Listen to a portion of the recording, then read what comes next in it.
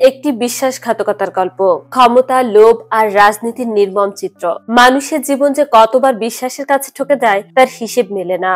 বিশ্বাস যখন ছুরি হয়ে বুকে আঘাত করে তখন হৃদয়ের রক্তক্ষরণ কেউ দেখে না। এই গল্পে সেই সব বিশ্বাসঘাতকেরই এক নির্মম দলিল। ক্ষমতার লোভে মানুষ কেমন অন্ধ হয়ে যায় সে কথা আমরা সবাই শুনেছি, কিন্তু একসময় সেই লোভ মানুষকে এমন জায়গায় নিয়ে যায় যেখানে সে নিজের রক্ত সম্পর্ককে অস্বীকার করে, নিজের আদর্শ হারিয়ে ফেলে। একজন মানুষ তার ভেতরকার আলো হারিয়ে ফেলে, এমনকি নিজের পিতাকেও হত্যা করতে পারে। আবার এক পিতাই লোভের জন্য নিজের সন্তানের জীবনকে ধ্বংস করে দিতে পারে। এই গল্প রাজনীতির পাওয়ারের। এখানে ক্ষমতা হলো সেই বিশ্বাস ভঙ্গের গল্প যেখানে একজন মানুষ একের পর এক ঠকে গিয়ে নিজের বিশ্বাস হারিয়ে ফেলে এবং সেই হারানো বিশ্বাসের শেষ প্রান্তে দাঁড়িয়ে ঘটে এক ভয়ঙ্কর মোড়। চলুন দেখে আসা যাক আজকের এই অসাধারণ অথচ হৃদয় বিদারক গল্পটি। আশা করি এই গল্পটি আপনাদের মনে গভীর ছাপ ফেলে যাবে, কারণ এটি শুধু গল্প নয়, একটি বাস্তবতার আমাদের সমাজের প্রতিচ্ছবি।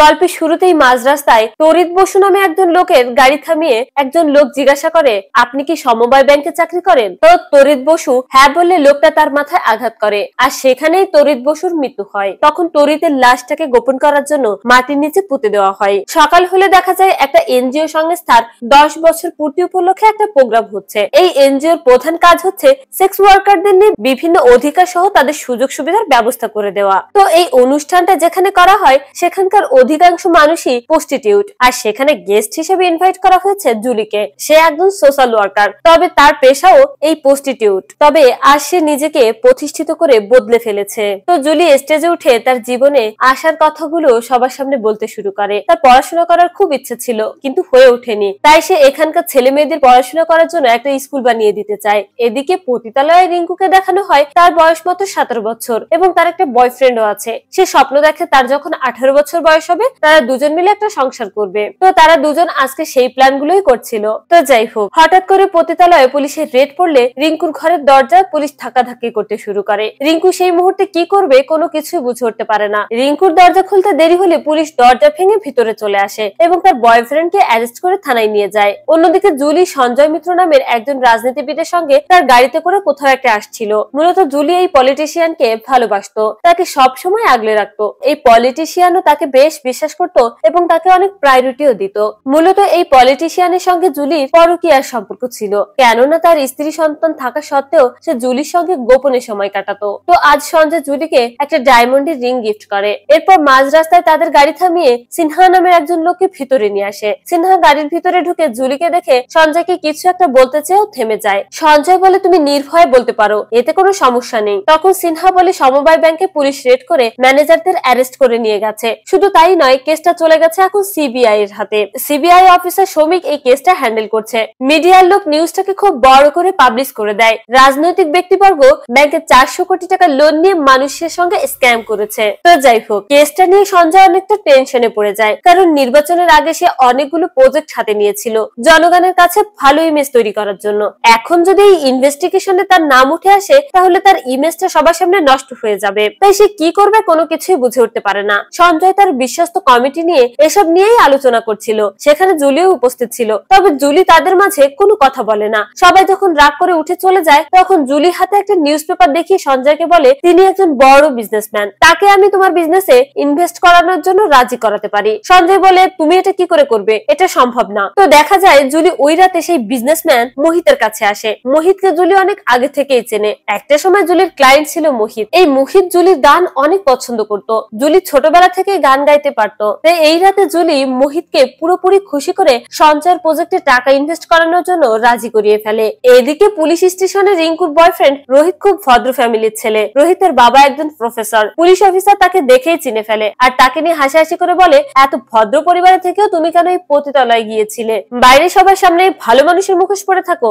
যদি জেল থেকে ছাড়া পেতে চাও তাহলে তোমার গার্লফ্রেন্ডকে ফোন দিয়ে বলো 10,000 টাকা দিতে, নয়তো তোমার ভালো মানুষের মুখোশ আমি সবার সামনে খুলে দেবো। যদি 10,000 টাকা না দাও তাহলে আমি তোমার বাবা আর কলেজের প্রিন্সিপালের কাছে তোমার অপকর্মের কথা তুলে ধরবো। রোহিত বারবার করে পুলিশ অফিসারকে রিকোয়েস্ট করে এসব কিছু যেন না জানানো হয়। তবে রোহিত বুঝতে পারে সে পুরোপুরি পুলিশের জালে ফেসে গেছে। কিছুক্ষণ পর রোহিত দেখতে পায় থানার সবাই যে যার কাজে ব্যস্ত হয়ে পড়েছে। এই সুযোগটা কাজে লাগিয়ে রোহিত সেখান থেকে পালিয়ে আসে, কিন্তু তার শেষ রক্ষা হয় না। বাইরে বেরোতেই 3 জন কনস্টেবল দেখে তাকে ধাওয়া করে। পেছন থেকে ধাওয়া করতে লাগলে রোহিত তাদের হাত থেকে বাঁচার জন্য সোজা একটা গাড়ি বাড়ির নিচে গিয়ে পড়ে আর সেখানেই রোহিত মারা যায়। রোহিতের নিউজটা পাওয়ার সাথে সাথে রিঙ্কু সুইসাইড করে, কারণ সে তার ভালোবাসার মানুষ ছাড়া এই পৃথিবীতে বেঁচে থাকতে পারবে না। আর এই নিউজটা একটা মেয়ে জুলিকে কল করে জানিয়ে দেয়। পুলিশের খামখেয়ালির জন্য দুটো প্রাণ একসঙ্গে শেষ হয়ে গেল। তাই জুলি তাদের প্রত্যেককে বলে দ্রুত রেডি হয়ে আমার সঙ্গে চলো। জুলি আসলে বিনা কারণে দুইটা প্রাণ যাওয়ার জন্য সেক্সুয়াল ওয়ার্কারদের কাজে বাধা দেওয়ার জন্য পুলিশের বিরুদ্ধে আন্দোলন করবে। এই ঘটনাটা জুলি যেন কোনোভাবেই মেনে নিতে পারে না, কারণ এই ঘটনা জুলির খুব কাছের। এরপর ফ্ল্যাশব্যাকে দেখা যায় জুলি যখন মাত্র 17 বছর বয়স ছিল তখন তার সঙ্গে ঠিক এমন একটা ঘটনা ঘটেছিল। তার গান গাইতে ভীষণ ভালো লাগতো। জুলির আসল নাম ছিল চন্দ্রানী। সে গ্রামের বিভিন্ন স্টেজে গান গাইতো, কিন্তু টাকার লোভে জুলির বাবা মা জুলির সঙ্গে বয়স্ক একটা লোকের বিয়ে ঠিক করে। সিন বর্তমানে আসলে দেখা যায় মোহিত জুলির কথায় সঞ্জয়ের প্রজেক্টে ইনভেস্ট করতে রাজি হয়। জুলি রাস্তায় রাস্তায় সবাইকে নিয়ে পুলিশের বিরুদ্ধে আন্দোলন করে কেন তাদের কাজে ব্যাঘাত ঘটানো হলো। তখন জুলির এসব নিউজ টিভিতে দেখে সৌমিত্র ঠিক করে এই মেয়েটার উপর ভালোভাবে ইনভেস্টিগেশন করতে হবে, কারণ সঞ্জয়ের বিভিন্ন প্রপার্টির সঙ্গে এই জুলির অংশীদারিত্ব আছে। সঞ্জয় মিত্রের সঙ্গে জুলির কি সম্পর্ক যে সঞ্জয় তার প্রপার্টি শেয়ার দিয়ে দিয়েছে? তো রাতে জুলি সঞ্জয়ের সঙ্গে দেখা করতে আসলে সেখানে সঞ্জয়ের পার্টনাররা উপস্থিত ছিল।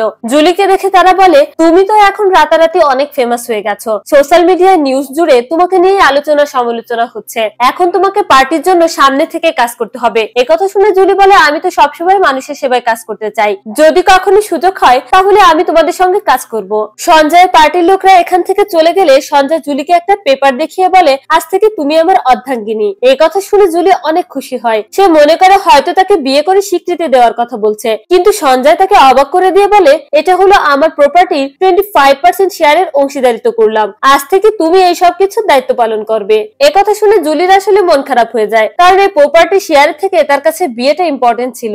এদিকে ডিউটি শেষ করে সৌমিক বাসায় ফেরার সময় রাতে তার সঙ্গে সমবায় সমিতির ম্যানেজার কল্যাণ বসুর ছেলে দেখা হয়। কল্যাণ বসুর ছেলে মূলত সৌমিকের বন্ধু। সে সৌমিককে বলে, যারা ব্যাংক থেকে টাকা চুরি করে অপরাধ করলো তারা ব্যাংকের বাইরে আছে, আর যারা কোনো অপরাধ করেনি নিরপরাধ তারাই জেলে পচে মরছে। এসব কিছু তো আমাদের কি কোনো কিছুই করার নেই। সঞ্জয় বলে, তুমি টেনশন করো না, আমি অপরাধীদের শাস্তি দেওয়ার ব্যবস্থা করব, আর যারা নিরপরাধ তাদের জেল থেকে ছাড়ানোরও ব্যবস্থা করব। খুব দ্রুতই আসামিদের ধরে ফেলবো, আমাদের তদন্তর কাজ চলমান। আর এইভাবে যদি সৌমিকের সঙ্গে তাকে কেউ দেখে ফেলে তাহলে অনেক বড় ঝামেলা হয়ে যাবে। সৌমিক সঠিক তদন্ত করেনি, তার বন্ধুর বাবাকে ছাড়ানোর জন্য এসব কিছু করেছে। দেখা যায় সৌমিক যে ভয়টা এতক্ষণ পাচ্ছিল ঠিক সেটাই ঘটে। দূর থেকে তাদের দুজনকে কেউ একসঙ্গে দাঁড়িয়ে থাকতে দেখে ছবি তুলে নিয়ে যায়। তখন সঞ্জয়কে একজন ফোন করে জানায় সমবায় সমিতির ম্যানেজারের ডেড বডি সঞ্জয়ের প্রপার্টিতে পাওয়া গেছে। এই নিউজটা পেয়ে সৌমিক সঞ্জয়কে অ্যারেস্ট করে নিয়ে আসে, আর নিউজটা মিডিয়ায় মুহূর্তের ভিতর ছড়িয়ে পড়লে জুলি এই নিউজটা দেখে সঞ্জয়ের ঘটনাটা জানতে পারে। তাই জুলি ছুটে যায় মোহিতের কাছে আর তাকে গিয়ে রিকোয়েস্ট করে যে করেই হোক সঞ্জয়কে জেল থেকে ছাড়িয়ে নিয়ে এসো। তখন মোহিত বলে, তুমি সঞ্জয়ের চিন্তা বাদ দিয়ে নিজেকে সেভ করার চিন্তা করো, কারণ যেহেতু সঞ্জয় অ্যারেস্ট হয়েছে এর পরবর্তীতে তোমাকে অ্যারেস্ট করা হতে পারে। সঞ্জয়কে পুলিশ অনেক জিজ্ঞাসাবাদ করলেও সে কোনো কিছু স্বীকার করে না। অন্যদিকে সঞ্জয় অ্যারেস্ট হওয়ার নিউজ পেয়ে তার একমাত্র মেয়ে রেশমির দেশে ফিরে আসে। রেশমিকে আনতে রঞ্জন এয়ারপোর্টে গিয়েছিল। গাড়িতে আসার সময় তাদের কথাবার্তা শুনে বোঝা যায় এরপর থেকে পলিটিক্যাল সকল বিষয়গুলো রেশমি তার বাবার অবর্তমানে সব দায়িত্বগুলো পালন করতে চায়, কিন্তু রঞ্জন তাকে সাবধান করে দিয়ে বলে, অভিজ্ঞতা ছাড়া পলিটিক্স এর নামাটা ঠিক হবে না। তখন রেশমি বলে, আমিও মিত্র পরিবারের সন্তান, পলিটিক্স আমার রক্তে মিশে আছে, শেখার প্রয়োজন নেই। এদিকে সৌমিককে একজন সিনিয়র অফিসার কল করে জানায় দ্রুত সঞ্জয়কে ছেড়ে দিতে। তাই বাধ্য হয়ে সৌমিকের ইচ্ছা না থাকা সত্ত্বেও সঞ্জয়কে ছেড়ে দিতে হয়। মূলত জুলি সঞ্জয়কে ছাড়ানোর ব্যবস্থা করেছে। তো যাই হোক, জেল থেকে বেরিয়ে সঞ্জয় প্রেসকে ডেকে বলে, আমার পলিটিক্যাল ইমেজ নষ্ট করার জন্য এরা উঠে পড়ে লেগেছে, আমাকে মিথ্যা কেসে ফাঁসিয়ে লাভ নেই, ব্যাংকে কন্ট্রোল করে সেন্ট্রাল গভর্নমেন্ট। এরপর সঞ্জয় সাংবাদিকের আর কোনো কথার উত্তর না দিয়ে এখান থেকে উঠে চলে যায়। এরপর সঞ্জয় জুলির সঙ্গে পলিটিক্যাল বিষয়ে কিছু কথা বললে তখন সেখানে রেশমি এসে বলে, আমি তোমার সঙ্গে একা কিছু কথা বলতে চাই। একথা শুনে জুলি বাবা মেয়েকে কথা বলার সুযোগ করে দিয়ে এখান থেকে চলে যায়। তখন ভেতরে বসে রেশমি তার বাবার সঙ্গে চিৎকার চেঁচামেচি করে বলে, তুমি কেন এই স্কোয়ারটাকে তোমার বিজনেসের শেয়ার দিয়েছ? এসব কিছু জুলি বাইরে থেকে শুনতে পায়। সঞ্জয় তার মেয়েকে বারবার থামানোর চেষ্টা করে, কিন্তু তার মেয়ে তার কোনো কথাই শুনে না, বরং আরো বেশি করে চিৎকার চেঁচামেচি করতে থাকে। পরের দিন জুলির জন্মদিন, তাই সে সুন্দর করে সাজুগুজু করে সঞ্জয়ের জন্য অপেক্ষা করে। জুলি মনে করে তার জন্মদিনে সঞ্জয় এসে তার সঙ্গে কেক কাটবে, কিন্তু দেখা যায় সঞ্জয় আসে না, বরং জুলিকে কল করে জানিয়ে দেয় সে একটা প্রবলেমের কারণে আসতে পারবে না। একথা শুনে জুলি অনেক রেগে যায়। আমি তো একজন এক্সপায়ার্ড, তুমি কেন আমার জন্মদিনে আসবে? আমার জন্মদিন পালন করা তোমার কোনো দরকার নেই। এরপর সে নিজেই নিজের কেক কেক কেটে জন্মদিন পালন করে। হঠাৎ তখন জুলির সঙ্গে সৌমিত্র দেখা করতে আসে এবং জুলিকে রিকোয়েস্ট করে বলে ইনভেস্টিগেশন করার পর সঞ্জয়কে জেলে যেতে হবে, তাই আপনি আগে থেকে আপনার ভালোটা বুঝে সরে গেলে আমাদের সঙ্গে কোঅপারেট করলে ভালো হয়। এসব কথা জুলি খুব মন দিয়ে শোনে আর পরক্ষণেই রাগ করে বলে ওঠে, আপনার আমাকে জ্ঞান দেওয়ার প্রয়োজন নেই। সৌমিত্র জুলিকে সাবধান করে বলে, পলিটিক্যাল লিডাররা এরকমই হয়, ওরা ওদের প্রয়োজনে মানুষকে ইউজ করে, আবার প্রয়োজন শেষ হলে ছুড়ে ফেলে দেয়। আমি আপনাকে জ্ঞান নয় বরং সাবধান করতে এসেছিলাম। তো যাই হোক, পুলিশ অফিসার তরিতের খুনিকে অ্যারেস্ট করে নিয়ে আসে, তাদেরকে অনেক টর্চার করে জানতে পারে এবং তাদেরকে সুপারি কে দিয়েছে সেটা জানতে চায়, কিন্তু এই আসামিগুলো কেউই মুখ খুলে না। এদিকে সৌমিত্রকে থামানোর জন্য সবাই অনেক রকম প্ল্যান করতে থাকে। তখন জুলি বলে সবাইকে ঘুষ দিয়ে কেনা যায় না। কথা শুনে সঞ্জয়ের দলের একজন লোক বলে ওঠে, তাহলে তুমি চিন্তা ভাবনা করে দেখো ওকে কিভাবে থামাবে। তখন জুলি বলে, আপনাদের এই বিষয়ে চিন্তা করতে হবে না, আমি অলরেডি একটা ছেলেকে রেখে দিয়েছি, সে দিনরাত 24 ঘন্টা সৌমিত্রের উপর নজর রাখবে। আমরা ওর কোনো একটা ফল্ট পেলে ওকে সময় মতো ফাঁসিয়ে দিব। এমন সময় হঠাৎ করে সঞ্জয়ের কাছে একটা কল আসে এবং ফোনটা রেখে সঞ্জয় সবাইকে জানায়, আমার কিছুদিনের জন্য জেলে যেতে হবে, আমার নামে ওয়ারেন্ট এসেছে, তো আমার অবর্তমানে জুলি সমস্ত কিছুর খেয়াল রাখবে। তবে এই বিষয়টা রঞ্জন কোনোভাবেই মেনে নিতে পারে না। রঞ্জন হলো সঞ্জয়ের পার্টিরই লোক। এই পরিস্থিতিতে আবারও জুলি মোহিতের কাছে কাঁদতে কাঁদতে গিয়ে বলে সঞ্জয়কে ছাড়িয়ে আনতে। তখন মোহিত মুখের উপর না করে দেয়, বরং বলে তোমার জন্য আমি ফেসে গেছি, এখন আমাকে জিজ্ঞাসাবাদ করার জন্য ডাকা হচ্ছে। অন্যদিকে নিউজ চ্যানেলগুলো সঞ্জয়কে নিয়ে বিভিন্ন নিউজ পাবলিশ করতে থাকে। এই নিউজগুলো দেখে রেশমি রঞ্জনকে এসে বলে, আমার বাবাকে এক্ষুনি জেল থেকে ছাড়িয়ে আনতে হবে। তখন রঞ্জন বলে, এসব কিছু হয়েছে জুলির জন্য। মূলত সঞ্জয় এই ব্যাংকের টাকাগুলোকে স্ক্যাম করে সরিয়ে ফেলার জন্য তরিত বসুকে অনেকগুলো টাকা দিতে চেয়েছিল। সে রাজি না হওয়ায় সঞ্জয় লোক দিয়ে তাকে মার্ডার করিয়ে দেয়। আর এই সমস্ত বিষয় পুলিশ এখন জেনে গেছে। যখন সে সমস্ত কথা সঞ্জয়কে জানায়, সঞ্জয় তখন এই কথাগুলো শুনে স্ট্রোক করে। স্ট্রোক করার পর দ্রুত সঞ্জয়কে হসপিটালে ভর্তি করা হয়। সঞ্জয়ের নিউজ পেয়ে সঞ্জয়কে দেখার জন্য সবাই হসপিটালে ছুটে আসে। ডক্টর জানায় লাকিলি এবারের মতো সঞ্জয় বেঁচে গেছে, তবে পুরোপুরি সুস্থ হয়ে উঠতে তার বেশ কিছুটা সময় লাগবে। রাত হলে দেখা যায় রেশমি, রঞ্জন এবং সঞ্জয়ের পার্টির সবাই একে একে বাড়ি ফিরে আসে, কিন্তু জুলি বাড়ি না ফিরে হসপিটালেই বসে থাকে। যেহেতু সঞ্জয় পুলিশ স্টেশন থেকে অসুস্থ হয়ে পড়েছে, তাই পুলিশের লোকজন সেখানেই থেকে ডিউটি করছিল। তখন সৌমিত্র এসে জুলিকে বলে, তুমি এখনো বাড়ি যাওনি কেন? কিন্তু জুলি সে কথার উত্তর না দিয়ে বলে, 7 দিন ধরে দুটো মেয়েকে খুঁজে পাওয়া যাচ্ছে না, যদি পারেন এই মেয়ে দুটোকে খুঁজে এনে দিয়েন। সৌমিত্র মেয়ে দুটোর ডিটেলস তার পার্সোনাল নাম্বারে দিতে বলে। তো যাই হোক, পার্টি অফিসে সবাই আলোচনা করে সঞ্জয়ের অবর্তমানে তার অবস্থানে কে কাজ করবে। সবাই প্রথমে তার মেয়ে রেশমিকে চেয়ারে বসাতে চায়। যেহেতু রেশমির নতুন মুখ, তাই তাকে তেমন কেউ একটা চিনে না এবং সে এই কাজগুলো ভালোভাবে বুঝবে না। তাছাড়া পাবলিক কখনো নতুন মুখকেও সাপোর্ট করবে না, তাই দরকার অভিজ্ঞ ও পুরাতন কোনো মুখ। তখন হোম মিনিস্টার বলে, জুলিকে দাঁড় করালেই আমাদের পার্টি একটা সাপোর্ট পাবে, ওর মুখ সবার কাছে চেনা, এখানে ইগো বাদ দিয়ে আমাদের ইলেকশনের দিকে ফোকাস করা উচিত। এদিকে জুলি যেই ছেলেগুলোকে রেখেছিল সৌমিত্রের উপর নজর রাখার জন্য, তারা জুলির কাছে তরিতের ছেলে অর্থাৎ সৌমিত্রর বন্ধু আর তার ছবি পাঠিয়ে দেয়। পরদিন জুলি হসপিটালে সঞ্জয়কে দেখতে আসার সময় দেখতে পায় রাস্তায় সঞ্জয়ের একটা পোস্টার বাঁকা হয়ে ঝুলে আছে। তখন সে গাড়ি থেকে নেমে গিয়ে পোস্টারটা ঠিক করে দেয়। মূলত সঞ্জয় সবসময় বলতো, আমার অবর্তমানে এসব কিছু দায়িত্ব তোমার। তাছাড়া সঞ্জয় জুলিকে এতটা প্রায়োরিটি দিত কারণ সে দিন দিন এসব কিছু যোগ্য হয়ে উঠেছিল, সে সঞ্জয়ের বিশ্বাসযোগ্য হয়ে উঠেছিল। তো যাই হোক, তখন আবার আমরা ফ্ল্যাশব্যাকে দেখতে পাই এই অন্ধকার জগতে এসে জুলির সঙ্গে রিদিম নামের একটা ছেলের পরিচয় হয়। সে জুলিকে কথা দিয়েছিল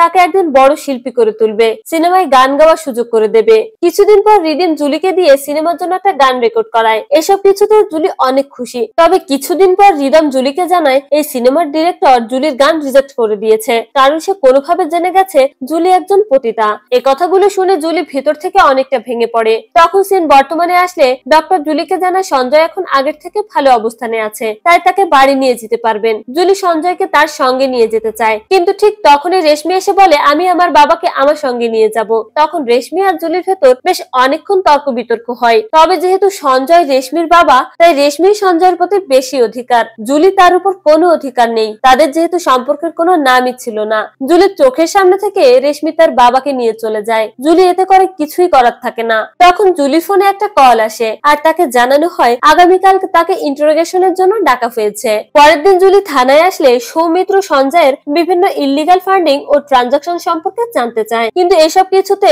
কোনোভাবেই জুলি মুখ খুলে না। বরং জুলি বলে, আমি কোম্পানির মাত্র 25% শেয়ারের মালিক, আমি এই কোম্পানির পুরোপুরি মালিক নই, আর আমি যে এই কোম্পানির সবকিছু জানবো এমনটাও নয়। আমার মতো একটা মেয়েকে সঞ্জয় কেন তার সব গোপন তথ্য জানাবে। এটা তো তোমার মতো একজন অফিসারের খুব ভালো করেই জানা উচিত। একথা শুনে সৌমিত্রর আর কোনো কিছুই বলার থাকে না। তখন সৌমিত্র বলে, আমি জানি তুমি কোনো ক্রিমিনাল নও, তাই কোনো ক্রিমিনালকেও সাহায্য করবে না। একথা শুনে জুলি তাকে অবাক করে দিয়ে বলে, যেমন তুমি জানো তোমার কল্যাণ কাকু কোনো অপরাধী নয়। জুলির মুখে এমন একটা কথা শুনে সৌমিত্র অনেক ভয় পেয়ে যায়। তবে এই কথা থেকে সৌমিত্র এতটুকু বুঝতে পারে জুলি তার সম্পর্কে প্রপারলি খোঁজ খবর নিয়ে এখানে এসেছে। এরপর জুলি সেখান থেকে চলে আসে। আর পরদিন সে বাচ্চাদের যখন গান শেখাচ্ছিল তখন সেখানে সৌমিত্র জুলির হারিয়ে যাওয়া সেই দুটি মেয়েকে নিয়ে আসে। তখন জুলির এই রূপ দেখে সৌমিত্র অবাক হয়ে যায়। তার মতো চরিত্রের একটা মানুষ কিভাবে এত প্রতিভাবান হতে পারে আর তার চিন্তাধারাটা কতটা ভালো হতে পারে। তবে এই মেয়েগুলোকে সহি সালামত ফিরিয়ে দেওয়ার জন্য জুলি তাকে ধন্যবাদ জানায়। এরপর রেশমির কলেজ হোস্টেলে দুইটা গুন্ডা ঢুকে তার ড্রয়ারে কিছু লুকিয়ে রাখে। জুলিকে ফোন করে বলে কাজ হয়ে গেছে। জুলি এর কথা শুনে অনেক খুশি হয়। আর পরদিন জানা যায় হস্টেল থেকে ড্রাগ উদ্ধার করা হয়েছে। আর এ খবর মুহূর্তের ভিতর ভাইরাল হয়ে যায়। আর সবাই মনে করে রেশমি হয়তো তার হোস্টেলে থেকে ড্রাগের বিজনেস করে। রেশমি এসব কিছু দেখে পুরোপুরি হতবাক হয়ে যায়। কোথা থেকে কি হয়ে গেল সে কোনো কিছুই বুঝতে পারে না। তবে সে এতটুকু বুঝতে পারে তাকে কোনো না কোনো ভাবে ফাঁসিয়ে দিয়েছে। তাই সে রেগে মেগে জুলিকে ফোন করে অনেক বেশি কথা শোনায়। কিন্তু জুলি তার কোনো কথায় কোনো রকম পাত্তা না দিয়ে তার মুখের উপর ফোনটা কেটে দেয়। ফোন কেটে দেওয়ায় রেশমি আরো বেশি রেগে যায়। এরপর জুলি টিভিতে নিউজ দেখতে গেলে হঠাৎ করে একজনের গান শুনতে পায় আর সে অনেক ইমোশনাল হয়ে যায়। এটা হলো জুলির সেই এক্স বয়ফ্রেন্ড। এত বছর পর তাকে দেখে জুলি কোনো মতেই আর সহ্য করতে পারে না এবং তার সব অতীতের কথা মনে পড়ে যায়। মূলত এই রিদিমই তাকে ঠকিয়েছে। জুলিকে আশা দেখিয়েছিল সে তাকে শিল্পী করে তুলবে। শুধু তাই নয়, তারা দুজনে মুম্বাই গিয়ে একসঙ্গে সংসারও করতে চেয়েছিল। কিন্তু সঙ্গীত শিল্পী হতে গেলে প্রয়োজন ছিল অনেক টাকার। তাই জুলি তার সমস্ত জমানো অর্থ আর গহনা রিদমকে দিয়ে দিয়েছিল। কিন্তু এই রিদম তার কাছ থেকে অনেক টাকা নিয়ে মুম্বাই পালিয়ে গেছে। আর পরবর্তীতে জুলির সঙ্গে আর কোনো খোঁজ খবরই রাখেনি। অর্থাৎ রিদিম রীতিমতো প্রত্যেকটা কাজে জুলিকে ইউজ করেছে মাত্র। এদিকে পার্টি অফিস থেকে জুলিকে ডেকে পাঠানো হয় এবং তাকে দিয়েই যে সামনে ইলেকশন করানো হবে এই বিষয়টাও জানিয়ে দেওয়া হয়। তখনই নিউজ আসে সঞ্জয় মারা গেছে। এই খবরটা শুনে জুলি পুরোপুরি থমকে যায়। সবাই যখন সঞ্জয়ের শেষকৃত্যে আসে তখন জুলিও তাকে শেষবারের মতো একবার দেখতে আসে। কিন্তু তখন রেশমি বাধা দিতে গেলে জুলি তাকে হাত জোর করে রিকোয়েস্ট করে বলে, আমাকে এতটুকু করতে আর বাধা দিও না প্লিজ। সঞ্জয়ের মুখটা দেখে জুলি তার সঙ্গে কাটানো সব সুখের মুহূর্তগুলো ভেসে ওঠে। মূলত জুলি সঞ্জয়কে অনেক ভালোবাসতো। প্রথম থেকেই সঞ্জয়কে সে সব কাজে সাহায্য করত। এমনকি সে অসুস্থ হলে জুলি সেবা যত্ন করে তাকে সুস্থ করত। সবকিছুর জন্য সঞ্জয় ইমপ্রেস হয়ে তাকে এতটা প্রায়োরিটি দিয়েছে। তো যাই হোক, পরদিন ইলেকশনের জন্য জুলিকে ছবি তুলাতে নিয়ে যাওয়া হয় এবং এই ছবি দিয়েই তার ব্যানার ছাপানো হবে। এরপর তাদের পার্টির একজন জানায় তাদের পার্টির নতুন থিম সং জুলিকেই গাইতে হবে। একথা শুনে জুলি অবাক হয়ে যায় আর চিন্তা করে সে তো অনেক আগেই গান গাওয়া ছেড়ে দিয়েছে।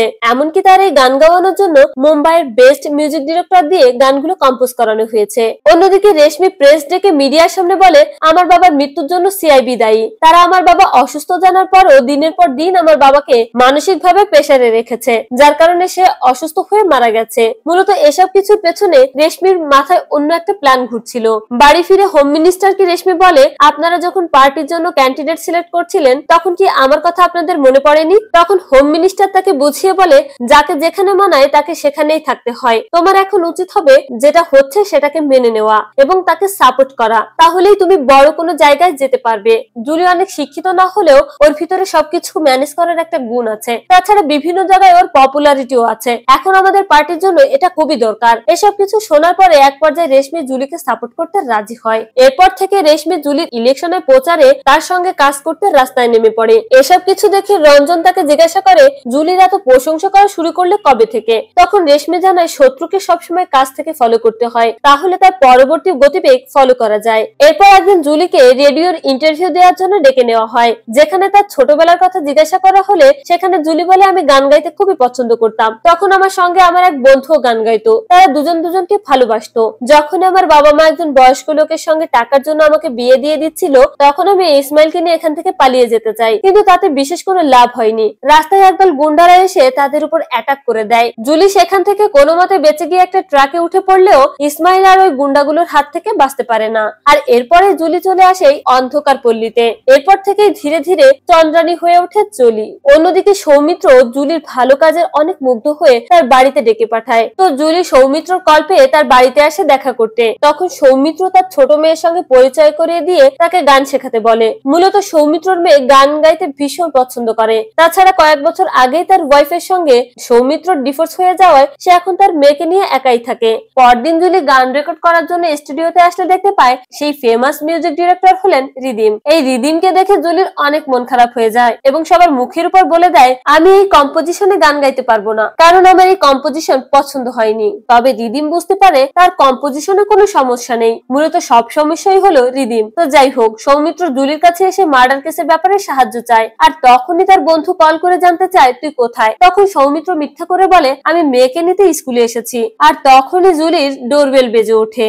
জুলি দরজা খুলে দেখতে পায় সৌমিত্রর বন্ধু দরজায় দাঁড়িয়ে। মিথ্যা কথা বলে সৌমিত্র তার বন্ধুর কাছে ধরা খেয়ে গিয়ে অনেক ভয় পেয়ে যায়। মূলত সৌমিত্রর বন্ধু তাকে ফলো করে এখানে এসেছে, আর সে এখন মনে করছে হয়তো টাকার জন্য সৌমিত্র তাকে হেল্প করছে না, বরং জুলিদেরকে সাহায্য করছে। তবে সৌমিত্রর বন্ধুকে রেশমি এসব ইনফরমেশন দিয়ে সাহায্য করছিল, যাতে সে জুলি আর সৌমিত্রকে একসঙ্গে হাতে নাতে ধরতে পারে। এদিকে সৌমিত্র বন্ধুর কথা শুনে অনেক কষ্ট পায় আর মাতাল হয়ে জুলির কাছে আসে। এসব কিছু বলে জুলি তাকে শান্ত করার চেষ্টা করে। এসব কিছুতে ওই দিন রাতে সৌমিত্র জুলির সঙ্গে ইন্টিমেট হয়। অন্যদিকে খবর আসে কল্যাণ জেলে বিষ খেয়ে মারা গেছে। সৌমিত্রর বন্ধু এসে তাকে জিজ্ঞাসা করে যার কালকে জামিন হওয়ার কথা সে কেন আজকে সুইসাইড করবে, থানার ভিতর কিভাবে আমার বাবা বিষ খেয়ে মারা গেল। তখন জুলির সঙ্গে সৌমিত্র রিলেশনের ব্যাপারটাও সবার সামনে আসে। তাকে ডিপার্টমেন্ট থেকে সাসপেন্ড করা হয়। যেহেতু সৌমিত্র একজন সৎ অফিসার, তাই তার বস তাকে জানায় তুমি যদি একদিনের ভিতর জুলিকে অ্যারেস্ট করতে পারো তাহলে তুমি তোমার চাকরিটা আবারও ফিরে পেতে পারো। একথা শুনে সৌমিত্র এমন কোনো কিছুই করতে রাজি হয় না।